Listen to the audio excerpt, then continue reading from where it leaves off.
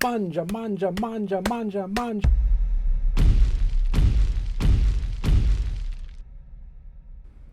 Welcome to Rotted, review of the day. And today we are going to dig deep, ladies and gentlemen. Today we're going to be taking a look at Salo, or 120 Days of Sodom. This, as always, will be a spoiler-free review as much as possible. For spoilers, we will be having an accompanying deep dive discussion video coming out the same day. You can click the link below to find that. Oh boy, what to say about this movie? Well, it was, it's directed by Pier Paolo Pasolini in 1975. I guess I should kind of introduce the movie to you how I was introduced to it, which was, I have for the last 7 or 8 years hosted a 24-hour Halloween horror movie marathon for my friends at my house. I line up 14 or so different movies, and we just plow through them in a 24-hour binge fest. It almost becomes a physical endurance challenge as far as staying awake. But ultimately, it's a lot of fun. A lot of snacks. Just a good time. There was a movie that got put into one of them, and it was called The Girl Next Door. And the thing that struck me about that was it wasn't terribly scary. It had no real horror element to it as far as, mystery behind anything. It was pretty much, it was a quality movie as far as, how they did everything, why they did everything. But ultimately, it was just a terrible story of a young girl getting tortured in the basement of her neighbor's house. And as much as it was an enjoyable movie, for the sickened part of our souls, we all had to agree that it didn't fit the context of a Halloween horror movie marathon. So it got me thinking, what if I took those type of movies, and if I'm going to exclude it from Halloween time, maybe I should make them into their own marathon. And this turned out to be a wonderful and terrible idea. We ended up calling it, for safe for work, censored verbiage here. We called it the Effed Up-a-thon. And the first one that we did, I think we opened with, what did we open with? It was, I think it was Antichrist. I'm going to have to remember that, though. The last movie we saw was Requiem for a Dream. And we were just emotionally wiped out. It took us a full, 1 or 2 days to emotionally, psychologically recover from that. Wait. No, the first movie that we opened with was, oh, crud. Man, I'm going to have to cut this down. A Serbian film. It was a Serbian film, and that set the tone for the rest of the 24 hours.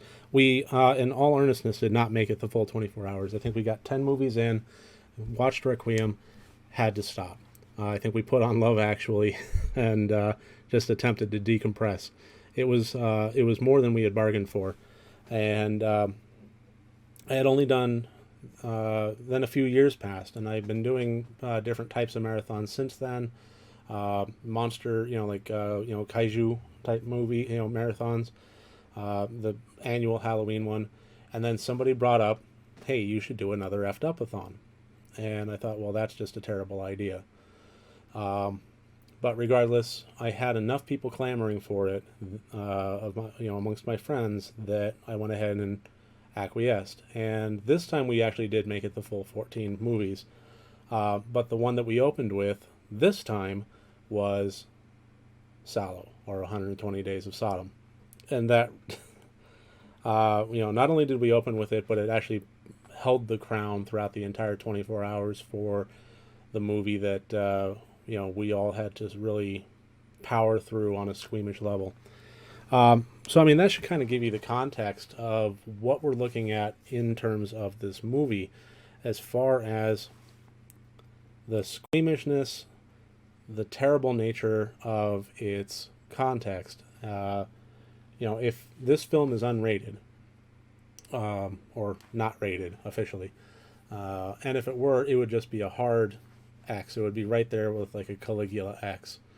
It would skip it would skip NC-17. There's no way that this would get anything. I mean, it's not pornography, and God help anybody that finds that it is. It goes beyond anything that most anybody has ever watched in film.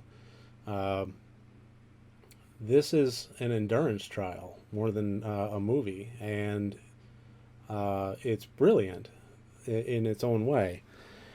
I'll go into a lot more of it on the deep dive discussion, I mean, let's just get right down to the scoring. I'm going to score this just like I do every other movie, with 5 different categories worth up to 20 points each for a total possible score of 100 points. And so moving into it, we got the plot and subtext. This is the area of this film that I find struggles the most. The general notion of it is 4 aristocrats within a pre-Mussolini, post-Nazi occupation kind of Italy era, essentially kidnap and hold captive a grouping of teenage boys and girls in their mansion and perform sadistic acts on them. If it gives you any indication, this is loosely based on 120 Days of Sodom, written by the Marquis de Sade. That should tell you a little bit right there, if you know anything of his history. But in terms of a compelling storyline with, a traditional, beginning, middle, and end, character development, things like that, it really was a bit lacking. I mean, that's not really it's not why you watch the movie, but considering it is one of the categories I score things on, I have to give it a 10 out of 20. It's the lowest score of these groupings, but I really can't give it any higher than that. The film is great at what it is, but plot is not a heavy component of it. A lot of people will argue that there's a lot of subtext in there about the corruptness of the political mind, and the subtext of the discrepancy of power and the corruption that comes within. That all may be well and good. I think that that's left up to argument. I don't necessarily buy that. I mean, I think that there is that element of it. It's just whether or not it works in the context of this movie. I am not entirely sold on it. I'm welcome, discussion if you want to discuss that, but that's not what I got out of it by watching it. Intent. The intent of this movie, I believe, was to shock and to push the levels of censorship in cinema, and to have very uncomfortable audience members that may or may not make it all the way to the end credits. And I tip my hat to this movie almost like none other. I can only think of maybe a handful, and I mean like a literal 4 other films that could compete with 120 Days of Sodom here. And even then, it would be kind of a toss-up with which one winds up leader of the pack. So for the first time ever, I give this a score of 20 out of 20. This is the first perfect mark on any category within the Rotted Reviews. And I can't think of a better movie and category to give this with than Salo or 120 Days of Sodom in the category of intent. Was, man, wow. Yeah.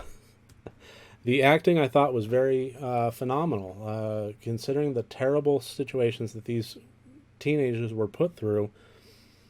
from everything that I read, the atmosphere of the film set behind the scenes before, between the takes and when the cameras were running, was very jovial. It was very friendly. They were playing, soccer. They were, eating risotto and just having a good time. It was kind of a juvenile, fun, lighthearted atmosphere. And then when the cameras were rolling, holy hell, did they go through some stuff. I mean, we're talking rape, we're talking torture, we're talking scat, we're talking just everything under the sun. And, obviously not really happening to the actors, but at the same time was, through the, effects and so forth, but the camera never flinched. The camera stayed right on it, and you as the audience member were forced to watch this and watch these actors go through it, and they sold it. At no point did you feel like, well, this person's just kind of hamming it up. It felt real, and that was one of the terrible things about it as far as watching it. Terribly wonderful, I guess, is, man, what does this say about me that I enjoyed this movie? But acting, I gave an 18 out of 20. Remarkable performances considering the subject matter they were having to deal with. The effects, again, we were dealing with some really rough stuff here. Especially for me, one of the harder parts was the scatological elements of it, which was put into context of both torture and sexual depravity. And for those that might not know, scatological is poop.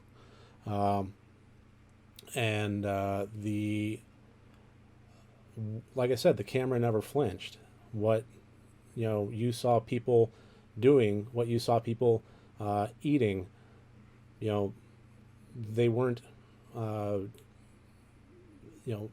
they were doing that within the context of well-made effects, and I have to give my, my props to that. Hats off as far as that goes. I didn't grade it as high. I graded it a 15 out of 20. And the reason I did that was, and I know I'm going to get railed on for this, but I have never found the classic Italian blood to be at all real. Like, it's fake to the point of breaking immersion. That's just my take on it, and I know people are going to disagree, but the bright, vibrant, red, it takes me out of it. It's one of the reasons that I've had trouble with Dario Argento movies. Oh, I know I'm going to get railed on for saying that. I am going to give them another shot. I am going to be rewatching a lot of Dario Argento for these reviews and really giving it my best objective shot. But traditionally, it's always been a sticker point for me. So I can't give it any higher than a 15, but I did really appreciate what they had there. And the fear quotient, I also gave a 15. And this one was probably the one that was really difficult for me, most difficult for me, because I didn't know how to phrase it. It wasn't like a deep primal fear. It wasn't a jump scare. It wasn't, shivers in the middle of the night kind of thing. But at the same time, it was so hard to watch, and it was so hard to watch these people go through it. It was a terrible, terrible, wonderful suspense level. How much further can they go with this? What else can they do to these kids? What else can they do to us, the audience? And they just kept ramping it up.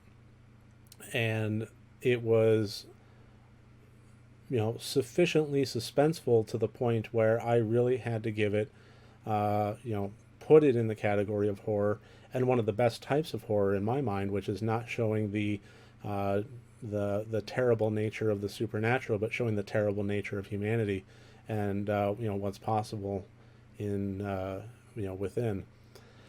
So yeah, 15 on that, which brings us to a total score of 78 points. This video is running a little long, and there's a lot of more points that I kind of want to touch on in the deep dive, so I am going to just cut this off here. Feel free to watch that. Link's going to be down below. In the meantime, if you want to watch 120 Days of Sodom, good luck to you. I don't know that I would necessarily, it's one of the most brilliant movies that I wouldn't recommend. I guess that's the best way I can put it. But if you do decide to watch it, let me know what you think. In the meantime, before you watch your next horror movie, first make sure that it's good and rotted.